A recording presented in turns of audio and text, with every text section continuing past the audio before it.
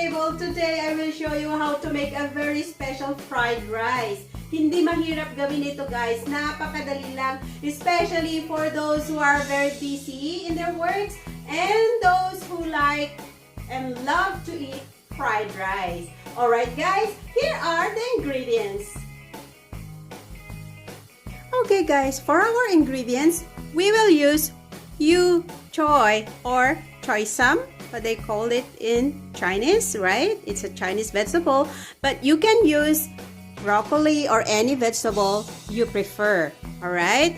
And also 1 stalk of spring onion chopped, 5 cloves of garlic because I like my fried rice to be garlicky, 1 teaspoon of ground black pepper, 1.5 teaspoon of salt, and I have here the Chinese sausage or chorizo ba ang tawag dito sa Philippines, and also chopped carrots, 10 pieces of shrimp, of course yung aking rice na malamig, and of course 2 pieces of egg, large, and 1/4 kilogram of chicken breast. Alright guys, I'm so excited to do this. Let's do it!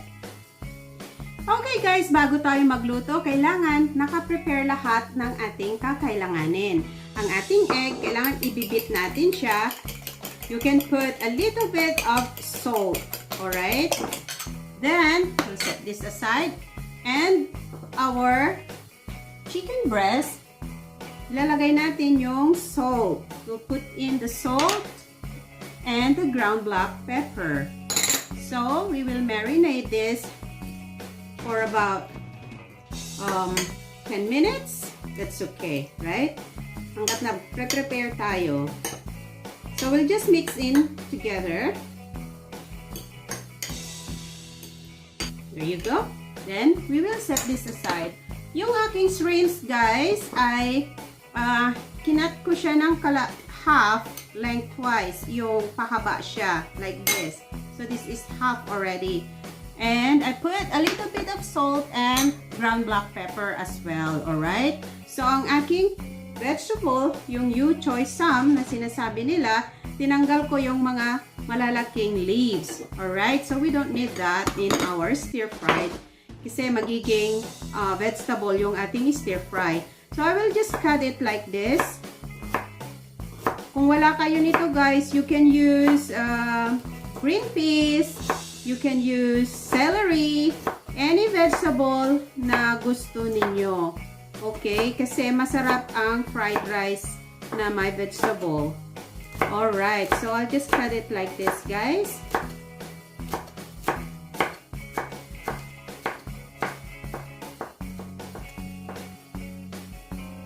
Okay, so ilalagay natin dyan. And, ang ating panimpla, okay guys, oyster sauce lang ang ating panimpla sa ating fried rice. Kasi may lasa na yung ating mga ingredients. Alright guys, let's go. Start cooking. Alright guys, mag-heat up tayo ng pan. And then, we'll put oil. We will put in the beaten eggs.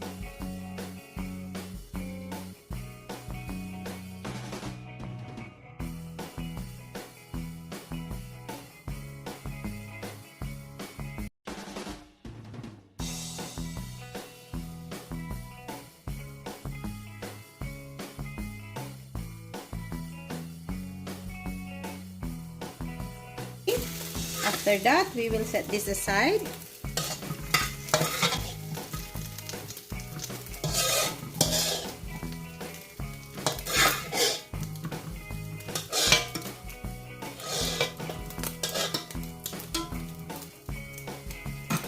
Next, we will put a little bit of oil again in our pan.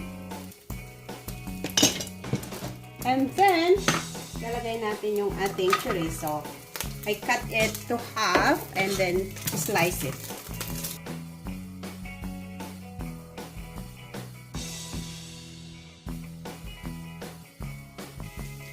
Alright guys, pag tostado na yung ating sausage, we can now add the chicken. It's a chicken breast.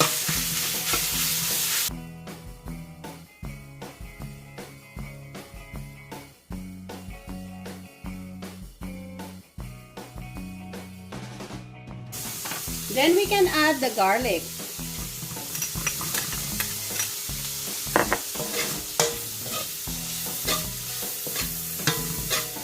Para guys, yung garlic ay matoasted din siya.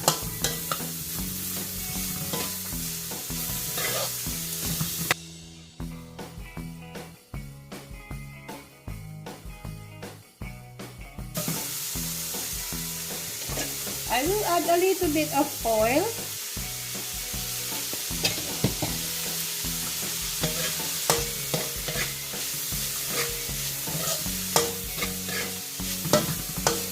And then I will add the shrimp.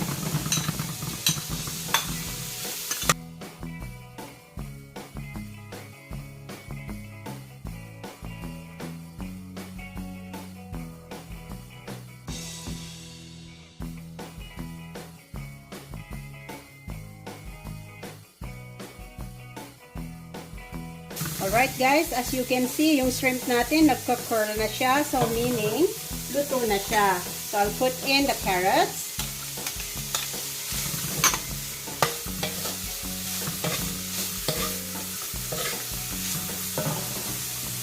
The veggie.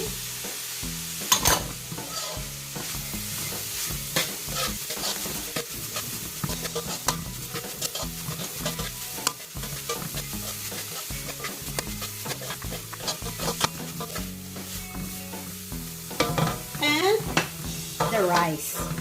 You put in the rice. There you go. Mimix lang natin.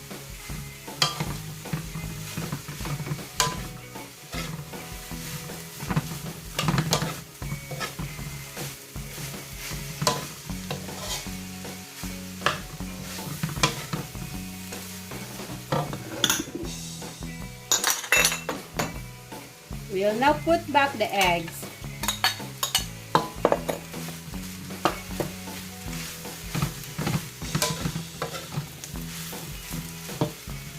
We put in the oyster sauce.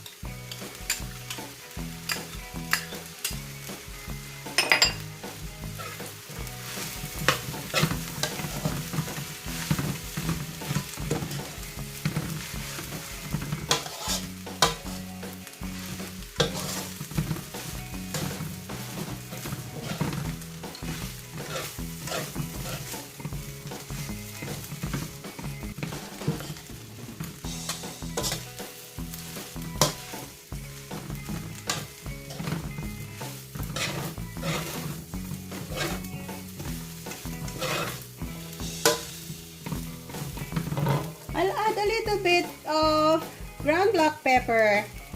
Kasi masarap ang may ground black pepper. Nagpapaanghang ito sa ating mga pagkain.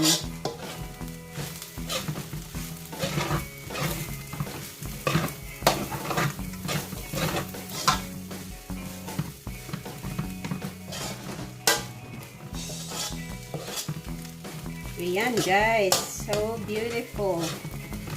Simple lang siya. Walang masyadong sauce na inilalagay, pero very delicious siya. Okay? Napakasarap din siyang fried rice. Yan guys, ganyan lang.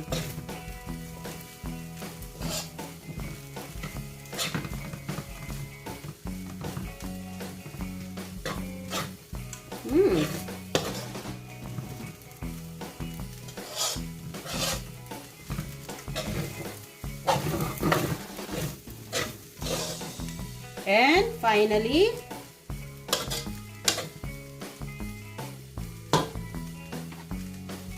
lalagyan natin ng spring onion.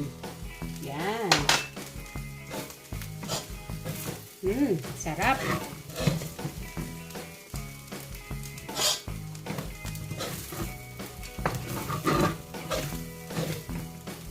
Alright guys, tapos na tayo sa ating pagluluto ng ating fried rice. Alright guys, ito na yung ating special chicken fried rice. Napakasimpleng gawin, napakadaling gawin at napakasarap. Pwede nang kainin ito ng ganito lang kahit walang ulam, di ba? So, to all my subscribers, thank you so much guys.